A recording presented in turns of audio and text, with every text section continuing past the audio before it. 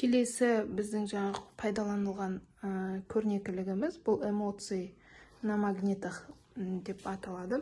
Яғни бұны да біз ағылшын тілінде пайдалануға алдық. Себебі бізде жаңа тақырыптар бар ғой, эмоцияларды көрсету, angry, happy деген сияқты.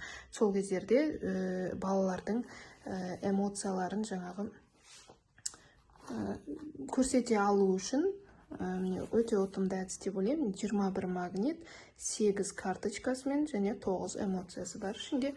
Бұл жерде әрине орысша жазылып тұрса да, бірақ балаларға осы эмоцияны көрсетші десеңіз, ол жаңағы мына жерден таңдайды. Мысалы, мына денеге, мысалы, мына алып келеді өзі, осы суретке қарап, осы эмоцияны көрсет десеңіз, мысалы, мынаны былай басын алып келеді сиырдың, и сосын жаңағы эмоциясын көрсету керек. Мысалы, мынау, бұның барлығы магнитпен артында тақтаға да ілінеді, тақтаға көрсетсе де болады. Әрбір бала шығып, немесе екі бала жарысып жасаса да болады. Кім қай эмоцияны таба алады. Бұл жерде бірнеше карточкалар бар. Бұл да сабақта қолданылатын өте ұтымды әдіс деп ойлаймын. Егер сіздерге қажет болса, жаңа бұл көрнекілікті де өздеріңіздің жаңа қалаларыңызда, дүкендеріңізден алсаңыздар болады іздеп тауып.